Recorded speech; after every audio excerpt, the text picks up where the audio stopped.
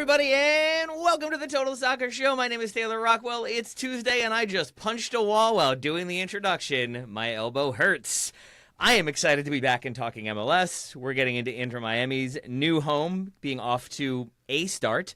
Red cards on red cards on red cards in a certain game. Diego Luna loving puppies. I love his introductions and interviews. And Son Heung-min getting a ham bone of assists. That one's for Rob Stone. Here with me to break it all down, a man who knows the best way to look functional and put together is to play Orlando each week. It's Joe Lowry. Hello, Joe. That's the simple hack. This one trick will change your entire MLS season. I can see the clickbait title now.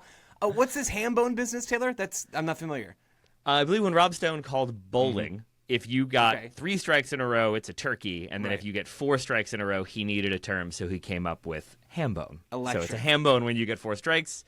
A ham bone of assists, Wow. I'm saying it's 4 assists. That's absolutely fascinating. Okay, I've learned one thing there. I didn't see the Diego Luna thing either. I thought when you mentioned puppy, you were going to reference Preston Judd. I don't know if you guys saw this. Preston Judd scored a goal against San Diego FC and then proceeds to mime as if he's peeing on the corner flag like a dog. And everyone was sort of confused because Preston Judd, I don't know if you guys have ever seen any of his tweets. He's active on social. Like he's responding to fans a little bit here and there and is not afraid to get down and dirty in the mentions a little bit, which I love. I love Preston Judd. I'm glad he's having an amazing season.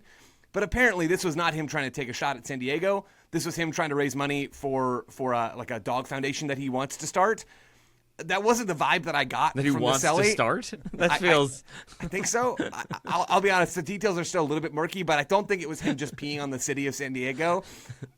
I do still have additional questions, though, for sure. Yeah, that feels maybe potentially revisionist. Like, oh, no, it's dog shelter. I'm going to start a dog shelter. Don't worry about it. The Luna thing, I saw a post-match interview with him where he was just talking about, basically the question was, how good does it feel to score? How good does it feel to be back and kind of starting?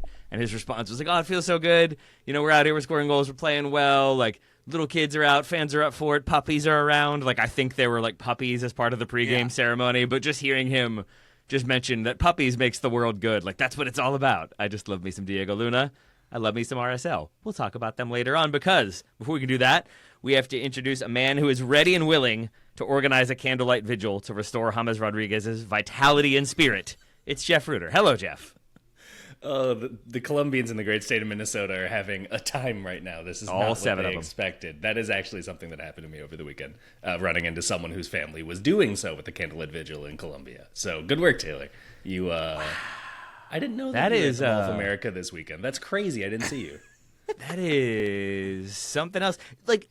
Can you explain the consternation for me? Because it's not as though he was playing every single game in Liga MX and every single game for Colombia, and now he's here not playing. Hasn't he been pretty limited in his performances in minutes? If Gareth Bale hadn't been able to make it to Qatar in 2022, the entire nation of Wales would have self-combusted, right? There's just certain players you don't want to enter tournaments without. Imagine if in the early 2010s, let's say maybe just before 2014, the U.S. men's national team entered a World Cup without Landon Donovan, you would just feel a little bit less confident in the ability of that U.S. men's national team with the squad drops, wouldn't you? You would. But I also feel less confident about the USMNT on a regular basis. So here we are. Let's not talk about them. Let's talk about the MLS weekend that was. Joe, can you tell me your favorite game of the weekend, if you would? I really enjoyed this weekend pretty much all the way across the board, but I will take us to New York Red Bull, New York, still getting used to that, for FC Cincinnati 2. The Red Bulls of New York. That sounds right, actually. Yep. That makes sense. This was, in my mind, the game where I realized that Julian Hall is going to be a problem for MLS teams. It's gone under the radar because Adrian Mehmeti has been such a revelation and somebody that we hadn't seen before at this level. But the other Red Bull youngster, the really high-profile one, this is no disrespect to Matty Dos Santos, but Hall has sort of been the other one this year. He was the one that we already knew a little bit about. We remember when he wasn't able to play games past 7 p.m. because of New Jersey child labor laws. And now he's got 5 goals in 6 games. And I knew that deep down, but when I saw him score that goal against Cincinnati where he makes this direct run that just sends Matt Miazga into a tizzy, basically, when he makes that run and puts the ball in the back of the net, and I realized it was his 5th goal, that still somehow shocked me. And Hall has been so good, and he's somehow done it in such an he hasn't done it in a particularly flashy way, but he's doing it in a way that looks to me genuinely sustainable. I mean, I don't know if he's going to score 20 goals this year. I don't know what that's going to look like You don't get to play Orlando once every 5-6 games in MLS, which is unfortunate for the Red Bulls and everybody else, as we've already mentioned. So there is some inflating that's happened with the early schedule from the Red Bulls. But Hall looks like the real deal to me in a way that I just don't think we've talked about quite enough. Again, we've gone on about Mehmeti, but Hall has this really special ability to see space. And the run that he makes on the goal for the Red Bulls, it's their opening goal before they go on and score 3 more. This was a really open game across the board, so it was not maybe the one that Michael Bradley will look to point to and say, hey, this is how we want to defend and how we want to control games, because there wasn't a whole lot of good defending in this match on either side, and there wasn't a whole lot of control from the Red Bulls. But Hall is the line leader for this team. And their attack was so dangerous in this match, partially because he's the one making all of these clever off-ball runs.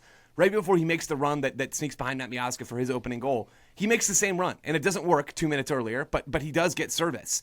And he realizes there's a vulnerability there, and he goes and makes it again. This guy plays with a savviness that is beyond his years, and he's not just an off-ball poacher. He's a guy who's played as a winger. He's played a little deeper as a second forward even during his professional career. So he can do some on-ball stuff as well, and has even been shifted into central midfield late in games by Michael Bradley this year, which I think gives you an idea about his skill set. He is not just a one-trick pony. I think he's got a whole bunch of tricks. I think he's been absolutely phenomenal, like one of the best players in all of MLS this year of any age, and he looked very good in this game against Cincinnati.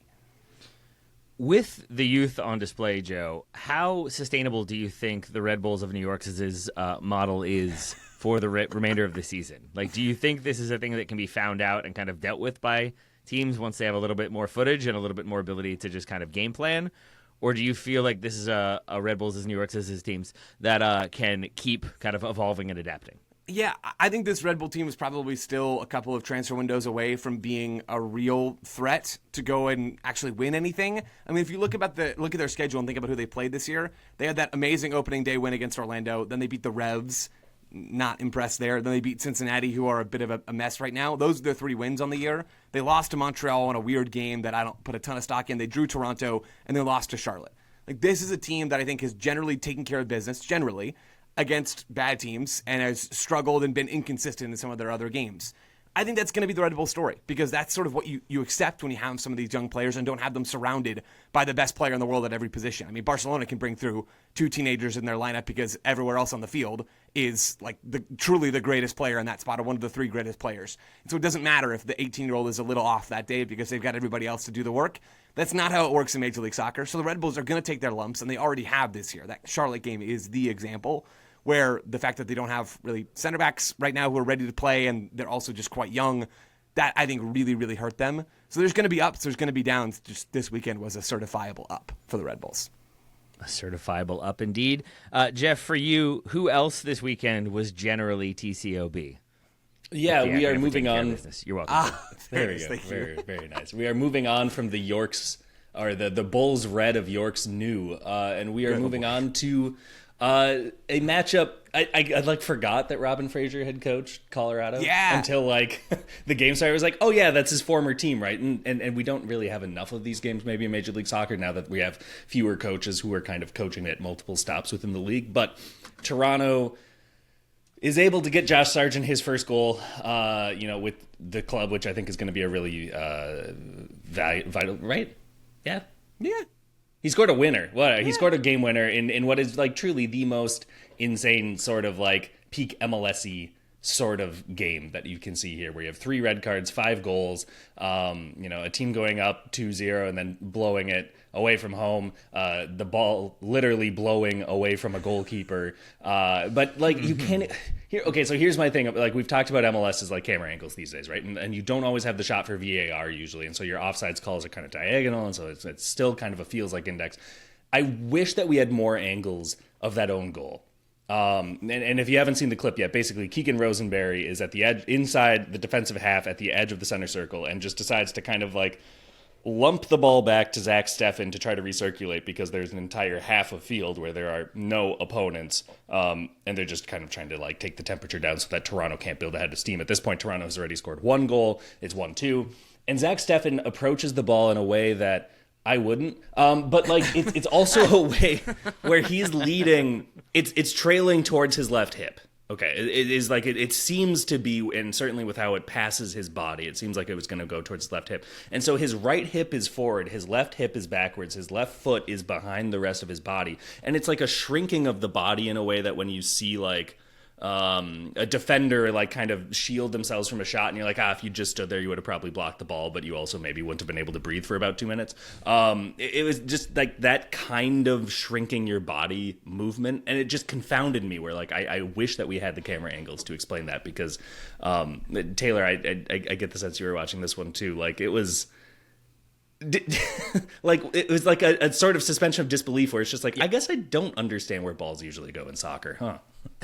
I mean, ideally not into your own goal from a miscontrol. Yeah. Joe, you've long been the defender of Zach Steffen on this show. Don't fact check that.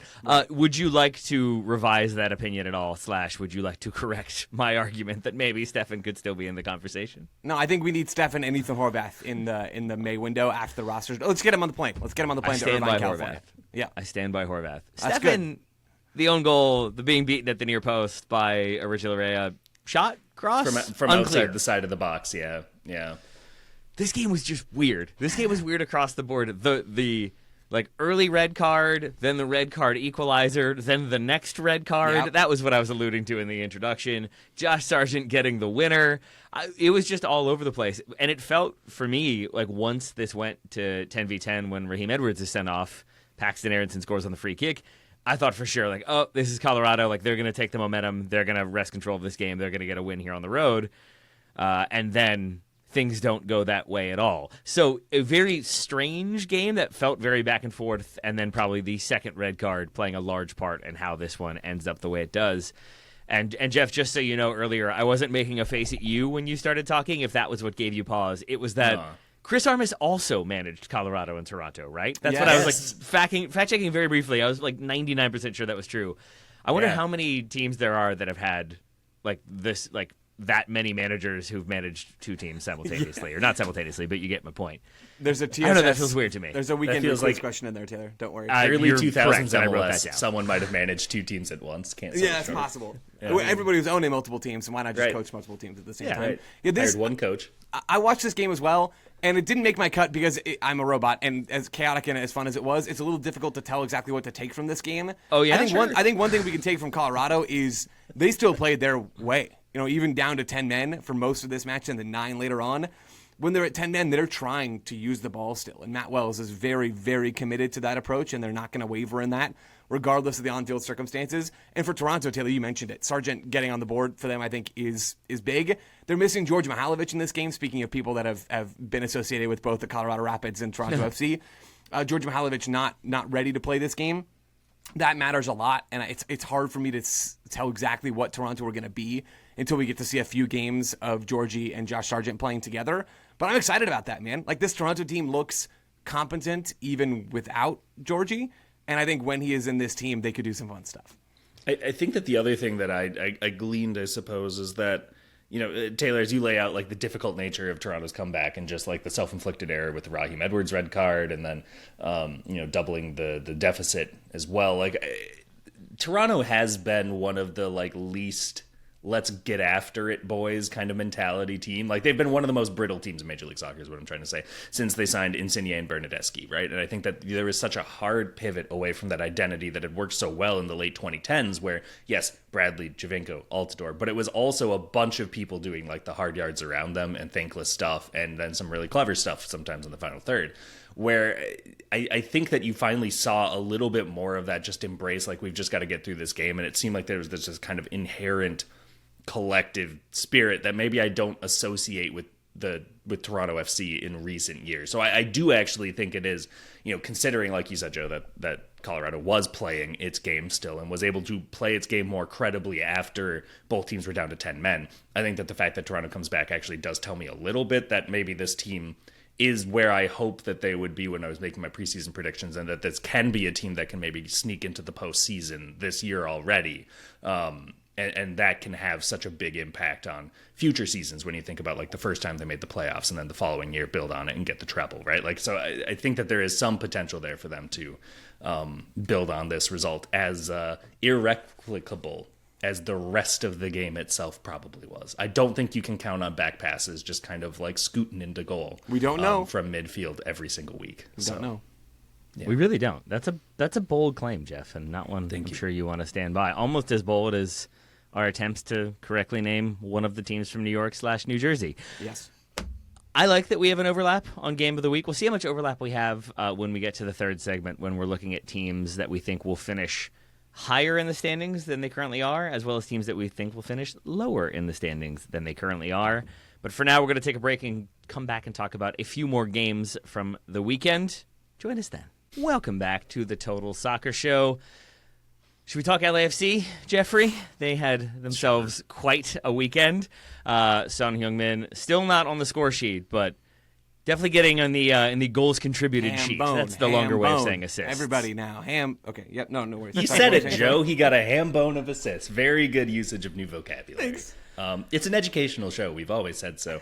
Look, there's already like an inherent, as we've alluded to, Orlando escalator in terms of just like, okay, when you play against Orlando, you're going to probably outperform all of your expectations and your underlying numbers, right? And that isn't made any better when Orlando gives you an own goal in the 7th minute, which is just like things you can't be affording to do at any point of the season, as if you are a team that generally is not playing well, don't give goals right at the start of games. But what was really encouraging is coming into the season, I was wondering how replicable the Sun Bouanga runaway freight train routine was going to be. Not just because of like teams shifting their defenses and changing their team shapes and their defensive structures to be able to try to neutralize these guys on the break, but also just the pure who's the leading man. Okay, this one makes more money and also has more fans at the games for them. This one has more goals. Denny Bouanga, this one snuck up on me, had a hat trick over the game. He passed Sebastian Giovinco for most goals scored. He's now 7th for active players, 51st all-time in MLS play. And I think all the active players who've scored more than him have played at least 70 more games than him. Wow. He's played about 107. So like the rate at which Bouanga has been storming up these charts is something that truly we don't see very often in this league. And it's been, to say a successful signing for LAFC would be quite the understatement. It feels like this is working because I think that Son is going back into a skill set and a mentality that worked so well for him at Tottenham. Whereas it's that partnership with Harry Kane was just like whichever one of them was scoring, the other one was assisting, and both of them were happy as a result, right?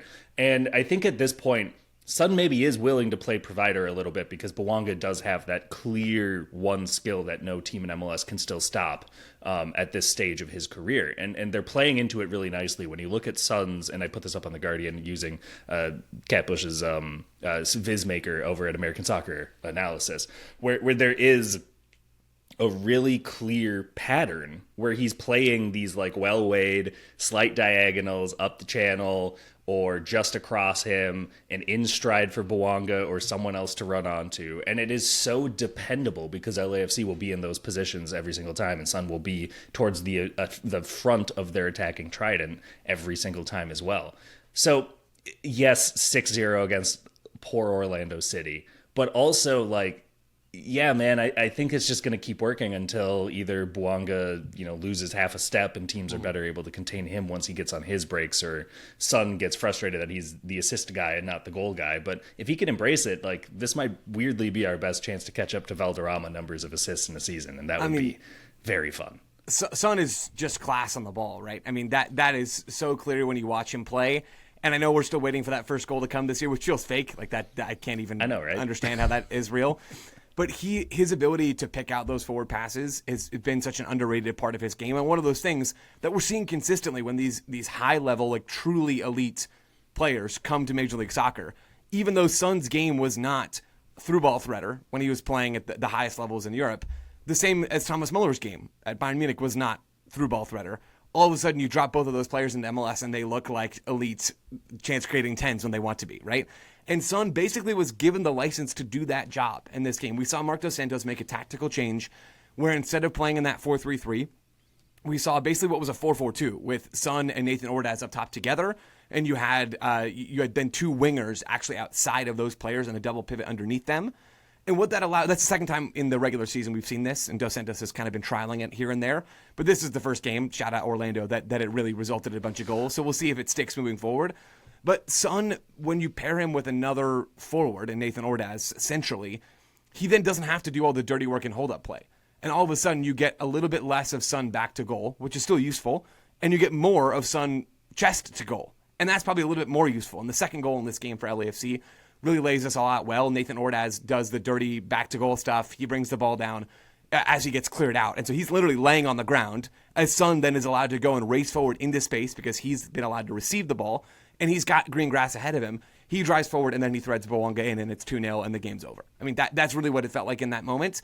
I do appreciate very much. We talked about Marc Dos Santos and how slow he's been to rotate players, and that's still the case. They've got CONCACAF play, LAFC, that they've still got to consider, and that's coming up tonight. He has been slow to rotate players, and I think he's been maybe a little married to some of Cherundolo's principles as well. But I think we are starting to see Dos Santos go and swim in his own waters a little bit, and we'll see how much it sticks. But I really do like that they've got this trick of playing Son as the second forward, sort of, in their bag. I think that's going to be useful later in the year. Joe, kind of a tricky one. What is the balance? Where are you tipping in the Marc Dos Santos categorization understanding? Are you giving him more or less credit for that sort of tactical tinkering and evolution versus the lack of rotation, sticking with the Cherundolo principles? Yeah, I'm more worried about the lack of rotation than I am excited about this tactical change. I mean, maybe that will change a little bit as the year goes on, and we realize that all the players are fine. But, I mean, they've just got a lot of miles on their legs early in the year, and that scares me. I think it is encouraging that LAFC looked more energetic, at least I think they did. It's a little hard to tell because of the Orlando of it all. Out of the international break, which, by the way, shout out MLS for doing the bare minimum and not playing through an international break. That's really exciting. I enjoyed that a lot. They looked more energized than they have since the Miami game, where the 4 games in between these 2 games against the Florida teams, they didn't put up more than 1.3 XG in any of them, and their players looked a little exhausted. So maybe the international break was what they needed to get back on track a little bit, but I am still definitely worried about the lack of rotation. Jeff, let's stay in the Western Conference and talk about some teams who are maybe not quite as good as LAFC, but maybe they will be, but maybe they won't be. The Galaxy in Minnesota. Even without Ames Rodriguez, Minnesota getting the win on the road. I am still confused by this Galaxy team. I am slightly less confused by your beloved Loons, but not confused at the same time. Yeah, let's start with the Galaxy side of this one because this is a home game. This is a 6-pointer in the Western Conference, and I think at this stage, the Galaxy have looked. This is such a hard transition from LAFC to the Galaxy. If I accidentally call them LAFC, this is not me trying to be funny. I'm just brain scrambled before my coffee's kicked in. The Galaxy have been. Joe, if you're editing this one, can you make it sound like Jeff refers to the wrong LA team every time? Please? You got it. Every I'll time. flip each one. Appreciate Use your own voice for it, please. Actually, that would sound much LAFC. better. Or maybe, maybe cool. one of those type and speak sort of things. Anyway, the Galaxy have looked a lot more competitive without Ricky Puig than they did in 2025. We know that we've seen a win. We've seen 2 draws. These are things that we were not seeing terribly often at the early stages of last season. But they are still struggling to score with the consistency that they need to. Marco Reus is able to get a goal in this game. But they are playing close to their full strength, right? They don't have Joseph Paintsel in the lineup for this one, but they do have Joao Klaus and Gabriel Peck. And Peck was able to get on the ball quite a lot. Just generally, there was a lot of open territory for him on the right wing. It was just sort of an inability to turn that into much of action. His shooting was pretty errant, I would say. I think that he took 7 shots on the game, too. Some of this was just it would funnel out wide of center and then shoot, and generally you want to be able to square it back, especially when you have a center forward like Joao Klaus, who is good at that movement. When you look at Minnesota, it's a little bit more of that sort of dependability. One of them, they break on a counter and they're really effective and efficient. And Tomas Shankala is able to play a ball into Anthony Marcanch's stride, and Marcanch is able to remind people he can score when it isn't a corner kick, which I think is just an encouraging thing for a weirdly high-scoring left back to do. And then Kelvin Yeboah is also able to get a goal, and he's someone we talked about a lot in the back half of last season after his injury during the Open Cup semifinal, and how that compounded with the sale of Tani Oluwaseyi to Villarreal pretty much nullified not just their season, but probably their competitive window that they were trying to hatch, right? And now they're in sort of another one of those lean phases. So credible win for them. The fact that Yeboah has already got 3 goals and 6, like that's more of what you want from a designated player striker than what they were getting last season, certainly after the injury. So just like a good mid-table Western Conference late nightcap sort of thing. And for the Galaxy, still just some concerns that they maybe don't have the depth to be able to withstand any one absence in their starting lineup, especially in the final third, but also some concerns about their ability to turn build up into final product in a way that came so naturally when Ricky Puig was healthy. Joe, for you, I doubt you have concerns about the Galaxy, given the Ricky Puig of it all. What do you think makes this team get better? How do you think they can kind of push on from 12th in the West, 5 points from 6 games? What allows them to improve aside from maybe finding a way to score more goals? Is that pretty much it? Well, big if true. First of all, I do have concerns about the Galaxy. Just maybe not 2027 LA Galaxy. I have many more concerns about 2026 LA Galaxy, which is the one that we're dealing with right now. I want to hold my hands up and say I have not seen this game, so I don't have the best perspective on this. I missed a sixth of the Galaxy season, basically. But I will say I think this team has looked quite stagnant when they've had the ball pretty much all season long. And I don't think last year or this year so far, from what I've seen, they've figured out how to play without Ricky Puig, which I want to be clear, it's really, really difficult. You know, Ricky Puig is a one-man possession generating machine. And when you toggle the switch from having that and not having to worry about it if you're everybody else in the Galaxy's organization to not having that and very much having to worry about it, that's not easy. I do think it's a concern that we're now in year 2 of this whole thing where you should have had some muscle memory and some learnings that developed last season, where I just still think the Galaxy have looked quite clunky when they have the ball, and the ball moves slowly and it doesn't seem to have a lot of coordinated off-ball movement. So I want to cut any more criticism there short before I watch this game, but that's the thing that I'm worried about the most. I'm not really worried about the defensive side for the Galaxy, to be honest, and I think there are some pieces there that can really elevate this team, but I also wouldn't be shocked if we see some pretty significant changes in the summer window for the Galaxy. I don't know if they're going to, well, let me just say it this way. They're not going to be content with how last season was, Ricky Puig or no, and they were embarrassed for a huge chunk of last season. And they've been uninspiring to start this season. I don't think that is good enough when you're taking the internal temperature of this club. Ricky Puig healthy or Ricky Puig injured and being rolled around in an ice cooler in the locker room. The only thing that I will say is that compared to most of the season, I was impressed with how they were able to tilt the field. I think that they took about 2/3 of the box touches in this game, looking at FotMob stats. So, and that felt right as I was watching the game. Like there was much more of that sort of pressure and the ease of advancing upfield, kind of like, let's say, the 2024 conference semifinal when the Galaxy gets past Minnesota United with Ricky Puig, right? It felt like it was flowing with a little less of that sort of, I have to remember my training, right? And that's always that half second that kind of kills good sequences is when a player is like trying to be like, am I supposed to progress it? Am I supposed to rotate it? What's the game giving me? Oh, it's gone. Okay. Whoops, my bad. And there was less of that, I would say, in this game, which is kind of a funny thing to say when they lost 2-1. But I want to talk about Diego Chara, the man, the myth, the legend, while we stay in the Western Conference for a moment. Jeff, in an otherwise not very fun game for Portland, I don't know if him becoming the all-time leader in yellow cards is going to really make that difference and move that needle, but it feels right. That feels like a thing we should have happening in our present world, our present landscape. So credit to Diego Chara, who also has the most fouls all-time in the league. I think he's got a few other records in there. He's a trailblazer. To put it another way, was that a Portland pun? Oh, it is now. Yes, now it is. That was really good. Suit him up, guys. I think the bigger surprise was that he didn't already have the yellow card record. Like, there were a lot of guys who were really good in the late 2010s at that tactical foul, the jersey tug that's just going to get you a yellow, never a red. Like Beckerman, Ozzy Alonso, Dax had that for a bit, Matias Labo, whatever, right? Like, you could name some guys here for the rest of the show if we want to, and we could. But I think that with Chara, like, it's weird seeing him come in as like kind of a late game sort of ice it out enforcer, and it is concerning that he checks in when Portland is up 2-1.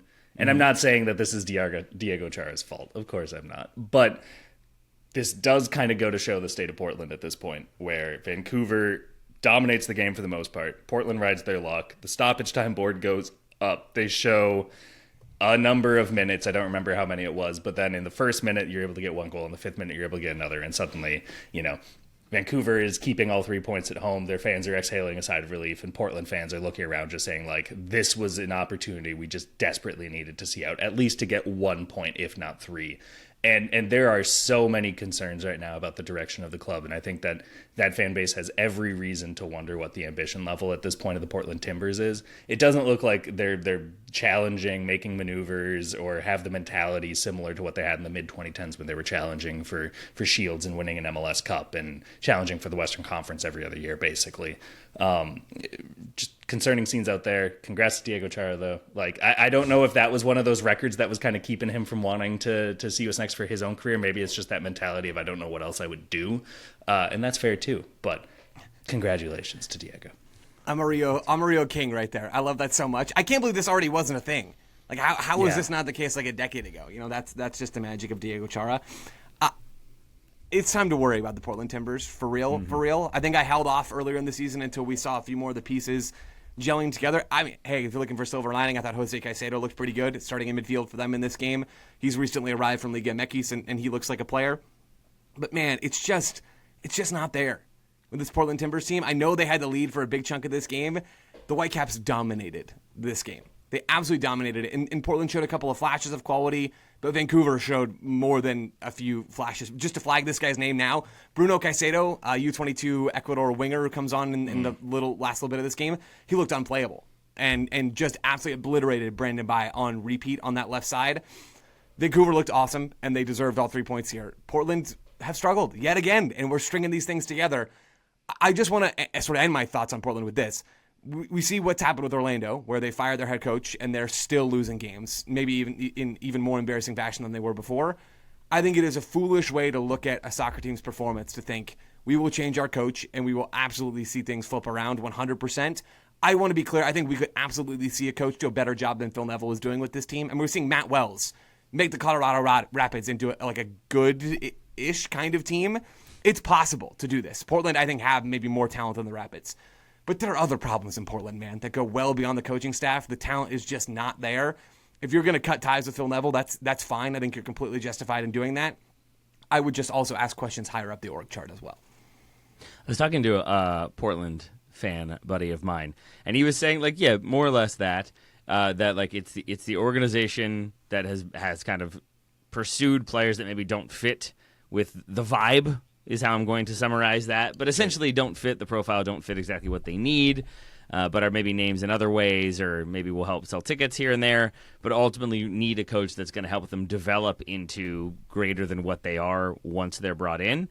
And like Kevin Kelsey is a prime example of that, the argument being that he comes in with potential, certainly, and some level of track record, but you need a coach who can then develop him and kind of fine-tune some of those skill sets to fit into the system that exists. And Phil Neville just isn't really doing that, isn't really that strong of a developmental coach. And so you're looking then at the basic tactics, the rudimentary tactics, and it's sometimes okay, you're going to score some goals, sometimes you're going to be wide open and concede some, and then in this game you're going to concede too many, too late in somewhat ridiculous fashion to end up losing this one. So you're right, Joe. I don't think sacking the manager necessarily fixes things, but it is certainly the fastest way to show that you have at least some level of aspiration for that season, even if it's not necessarily going to make you better. Yeah. Look how it's helped Orlando. Yeah, that'll do it. At least they're doing stuff, you know? I mean, sincerely, like, Orlando sacks the coach. Griezmann is now official, even if he doesn't wrap till the summer. Like, there is more reason for optimism. If you ask me, I would say there's more reason for optimism for Orlando right now than there is for Portland, even if Orlando looked like a significantly worse team. Yeah, it just feels like Orlando or Portland are kind of like, we got these pieces. Diego Chara's getting yellow cards. You want more than that? We have a baseball stadium. I just want to be clear. Like, I think Neville has done a poor job with this team. I criticized this hire before it even started, I guess, right? So I suppose I've been on this skepticism Phil Neville Portland train since before it even got to the station. I don't know. Yeah, but you also love Zach Steffen, so it's very That's true. Yeah, you can't really trust my judgment. Did you just say that Phil Neville hasn't ever done anything that you disagree with? Yeah. Everything. Hold on. Oh boy, I think we got lost in a double negative in this. I can't see any issues there. Not at all. I don't think Phil Neville has done a good job, and I also, we're just gonna have to talk about this more later because there's gonna be more reasons to talk about this later. I would have to imagine. I just think, Taylor, if you're talking about Portland not getting the players who fit the vibe of the team, The vibe of the team should be playing good soccer. And the problem with the Portland Timbers recruitment is that they haven't recruited a lot of good players. Like we can look at this in a more concrete way. It's not that their players don't have the Portland Timbers energy or whatever it is that they need. It's that they just don't have enough talent, and they don't make their own talent. They have maybe, along with Minnesota and a couple other clubs, like the worst academy setup in the entire league, or at least the worst talent pipeline, or maybe there's a giant kink in the pipeline. There's huge problems here, organizational problems, sporting department problems, and then there's coaching problems. So all those things exist, and all of those problems need to be solved. But when one problem is solved, I don't think that is going to mean that the others are as well. There's going to have to be more digging even after the first domino falls. One last thing I want to flag here, and it was something I kind of mentioned a couple of weeks ago, but at this point now, mathematically, after that loss, it is impossible. Okay, so he's coached 87 games right now with Portland. He had coached 90 games with Inter Miami. It is now mathematically impossible for him to equal his points total when he was with Miami in what was pretty universally seen as an underwhelming, underperforming, and uninspiring tenure as a coach. And at this point now, you're comparing in Miami a 38.9% win rate, and right now we're at 34.5% in Portland. Yeah. On the plus side, Seb Berhalter's awesome, and that goal he scored made me feel that was something. great. I don't think Seb Berhalter is a national team quality player. I think that's sort of where I'm coming to, unfortunately. But he rocks in MLS, and I'm fascinated to see what happens with him. His contract's up at the end of the year. I believe that means he can start negotiating with folks in the summer as far as like what his next club's going to be. Maybe that's going to be Vancouver. I'm sure there have been discussions there. I just am so curious to see what happens with him because the dude comes up big in so many of these moments, and I know that's kind of an ethereal take, but it just feels like when you see him take some of those shots from distance in these kinds of moments that it's going to find the back of the net, and that goes against everything that I believe in, but it's so much fun. All right. We're going to say goodbye to part 3, segment 2. Wait, segment... No. Doubles. Segment 2, part 2. There it is. I hang my head in shame. Thank you, Joe. We're going to take a break. We'll come back. This is why you don't deviate from the established pattern. We'll be back soon. Welcome back to part C, segment the 3rd of the Total Soccer Show. Nailed it.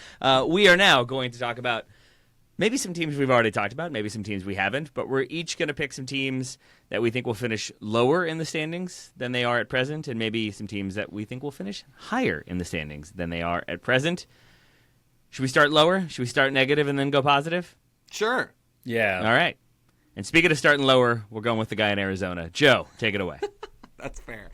So these are teams that are currently higher in the standings than we think they're going to end up being. So teams that we are selling. I'm selling... I'll just start with this team. And I have another one that I'd like to sell, but I will start with this. I'm selling DC United as a wildcard team in the Eastern Conference. They're currently 8th in the East. They got shellacked 4-0 by FC Dallas in their own building at Rowdy Alley. I think Rowdy Alley only applies to the Spirit, by the way. I think it does too. What a brave take this is, Joe. Yeah, super brave, right? They've got their CSO posting, apparently still from Los Angeles, according to his LinkedIn, posting, we got to say United, all these things after the game. Again, he's posting this stuff on LinkedIn, which is just incredible content. DC United have some identity in how they're playing. They've been the league's most vertical passing team through the first 6 games of the season. They have some clear intentionality in how they're operating, which I like. They just don't have enough talent. And crucially, that talent is lacking in the most important phase of the game, which is chance creation. And DC United just don't seem to have either the Philadelphia Union-esque ability to create chances via the press and via their verticality and winning second balls and using field position. They don't have that to the degree that Philly did it. And they still don't have the creators that Philly had. If they are the model team of we're going to be this against-the-ball team in the 2020s in MLS, they had Kai Wagner and Quinn Sullivan last year, crucially, in most of their Supporter Shield winning campaign as 2 legitimately good, useful chance creators in Major League Soccer. DC United don't have that. Like, João Pedro is not that guy. Gabriel Priani is not that guy. Louis Montigno doesn't seem to be that guy, and I still don't know how to pronounce his name, and that's my fault. I just butchered that.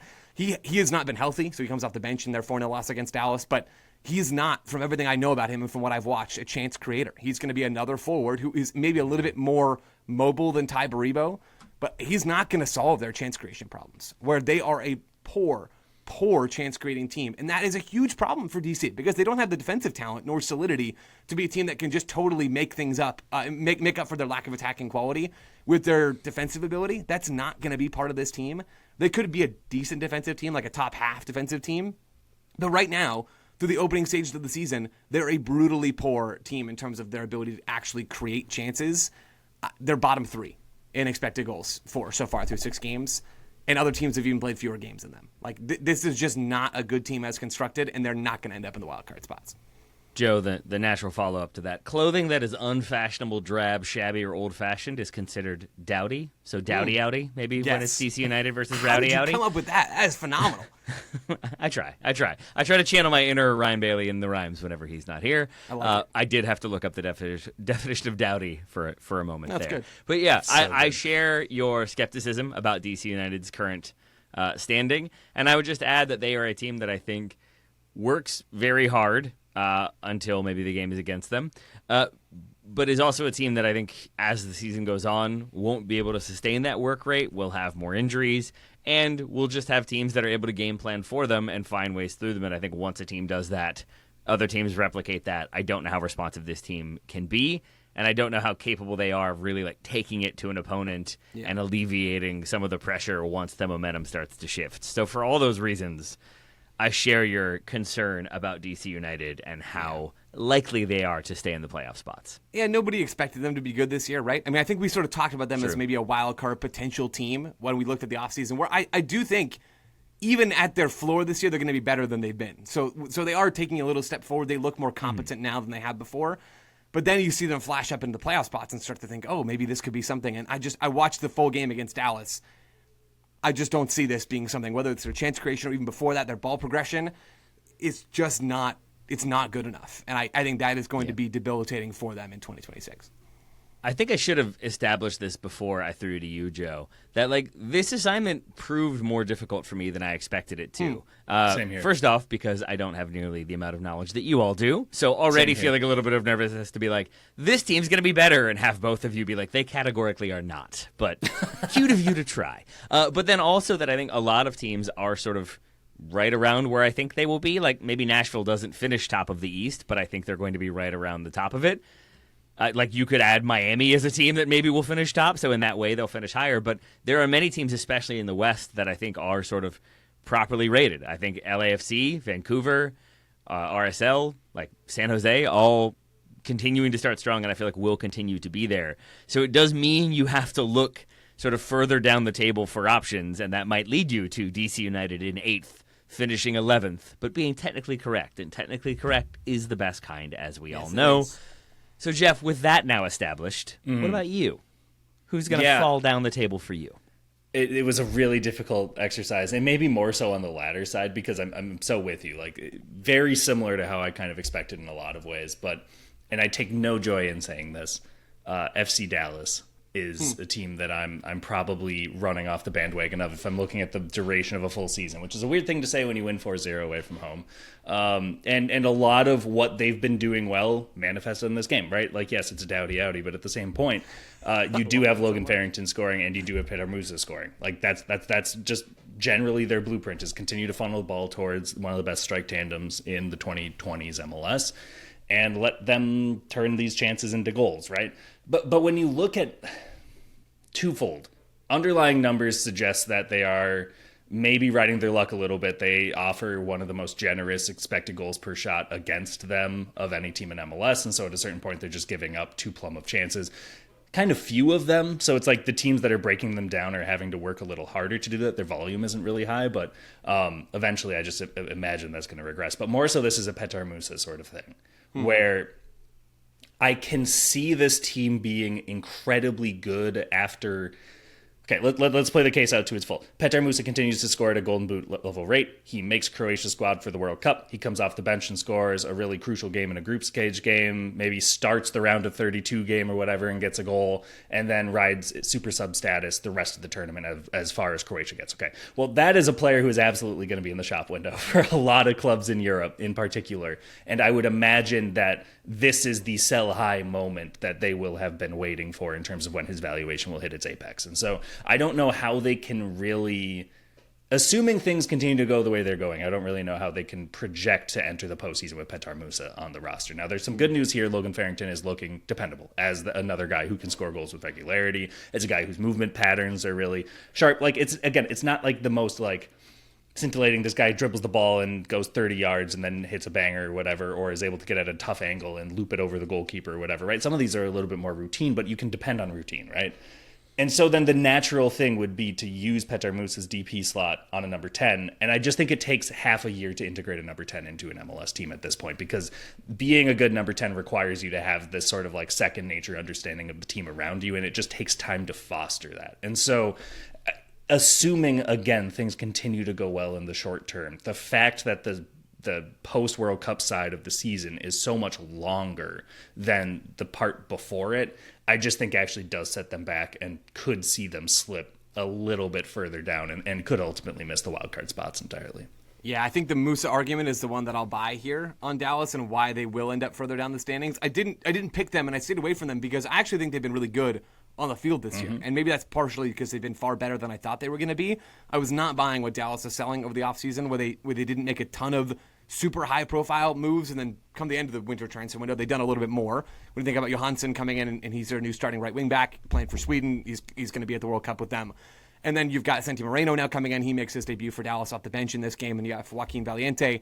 None of these guys are true game breakers, but they have gotten better, Dallas, this year than last year. But I still wasn't really buying it because of how one-dimensional that team was last season, where they were even more Minnesota United-y than Minnesota when it came to defending deep in front of eventually Michael Collodi's goal.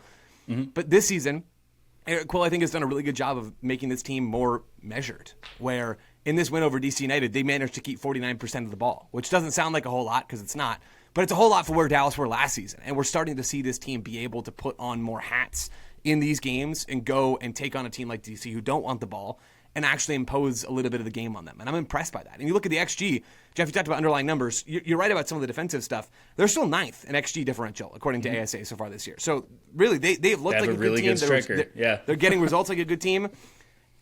It's just the impending question of what happens next. And I honestly feel bad for Dallas fans for how much we brought it up. I just think that speaks to what it feels like the organizational ambition is right now in Dallas. What I will say, though, is also concerning, and we've had this season where one of the big talking points has been sort of like youth. We start the show by talking about Julian Hall, right? And we can list 3 or 4 other homegrowns in the Red Bulls, and we'll talk about most weeks we talk about RSL, and it's a conversation about Xavier Gozo and Diego Lunas on a homegrown. But we're used to talking about these teams with homegrowns, and what I'm trying to say is that FC Dallas has not been part of that conversation whatsoever in 2026. And that's not something I would have ever expected at any point of MLS as a league that develops talent. Like when you look at the lineup, I think Nolan Norris, if I remember right, is an academy product, and then Collodi is in goal as well. So that's 2 of the 11. But that is just such a far divergence from what FC Dallas had been, even when they were at their most successful, you should say, being one of the first teams that could kind of actualize an academy pipeline. You know, you think of something like them paying a transfer fee to get Christian Cappis's rights from Houston last year. And you kind of wondered, is that implying that they don't feel like this next wave of young talent is going to be able to perform at a level where it does make sense for them to spend more money to get a player who had been in their homegrown and get their homegrown rights, whatever the case may be, right? And sometimes you overthink these things when you have a lens in mind and you dizzy yourself, and maybe I'm doing something like that. But I'm just surprised by how little we are seeing of that Dallas Academy in the first team right now compared to what we've become used to over the last decade. And I do see that as a reason to project some sort of step back, just because it does call into questions of the potential of depth. And also when you look at the back line, there's a fair number of guys over 30 that they're kind of just continuing to trust will be able to continue to perform from a high level. And I'm not sure who those alternatives would be if they can't. The Bulls Red of York's New are currently 7th in the East. Do either of you have them finishing lower than that spot or significantly lower? Not so much that it prompted me to select them for this category, okay. I suppose. I haven't thought about it enough, but 7th feels kind of right for them this year. There's a lot of points up for grabs in the East. When you look at, like, Miami has already ceded a few points in the first 6 weeks that they probably won't the rest of the season, and certainly didn't last year. The Ohio teams both as well going through their reflection. Their defending Shield winner falling to 0 points through 6 games so far.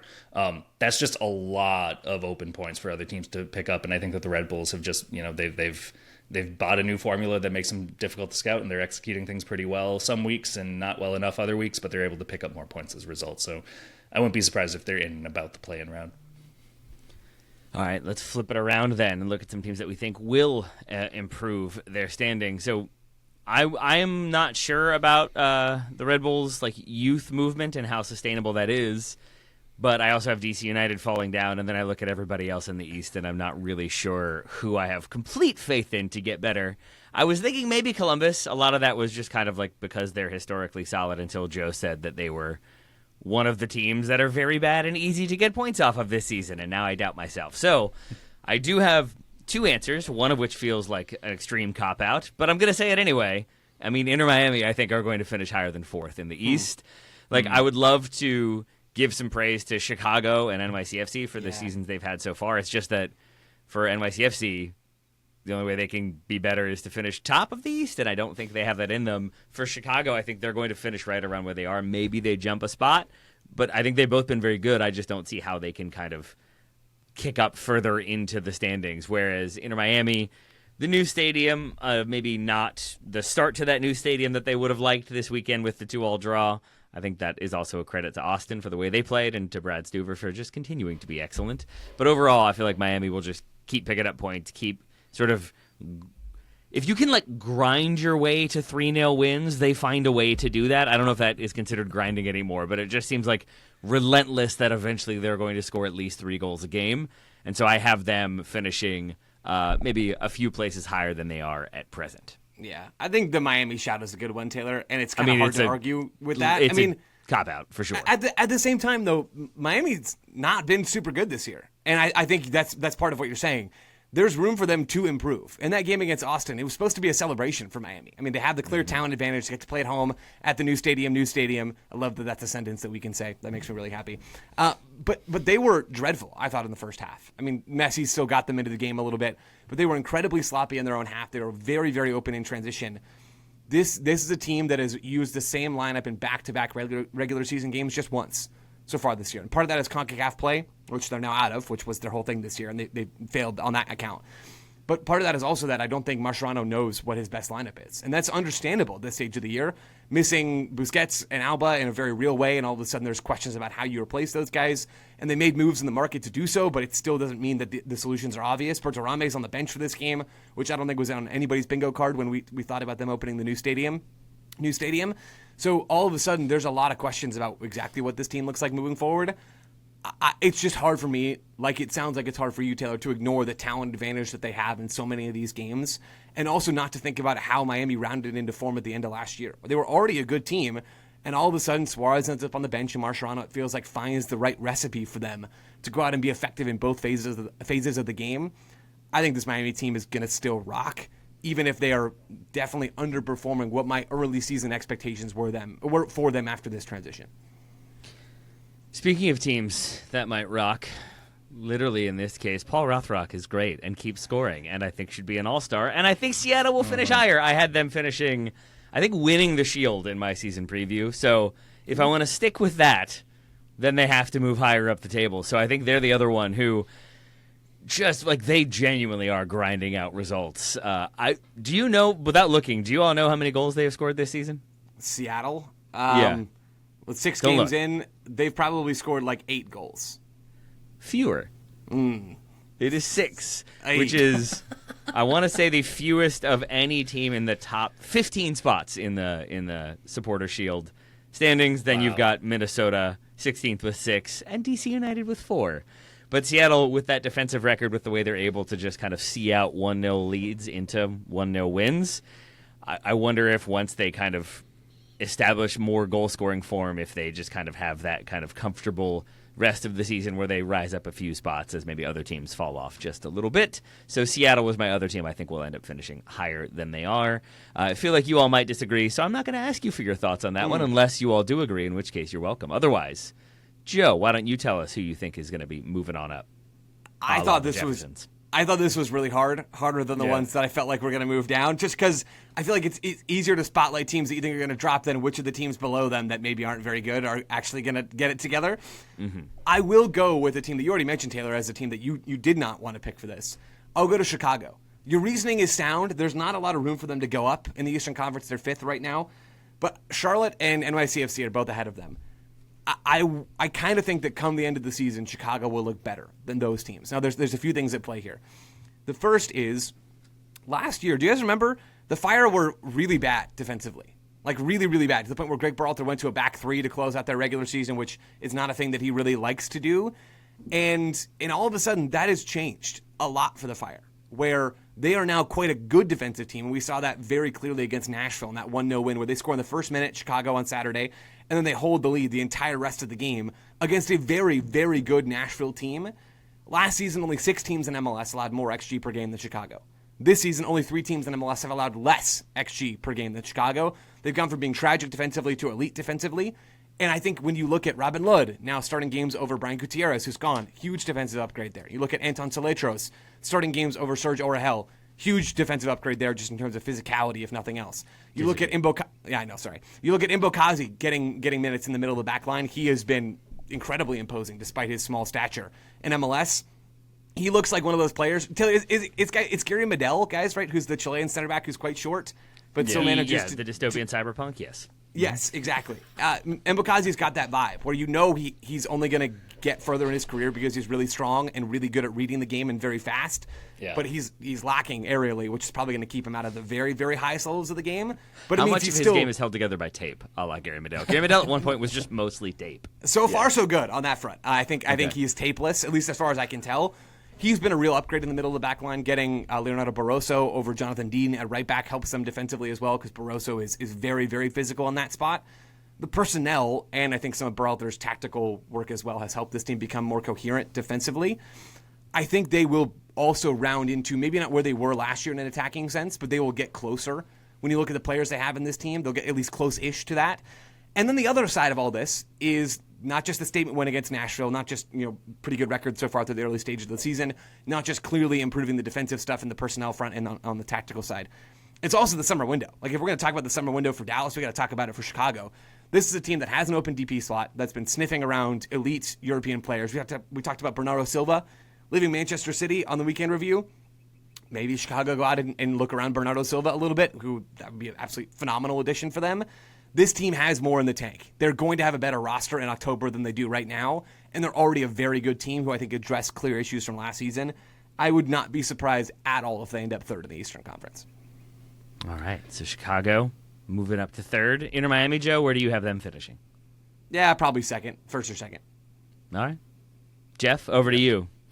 That's pretty close to where I had Chicago. Chicago to third, and Seattle, I agree, I think we'll get into the top 4. But I'd made that observation last night that there are points available in the East.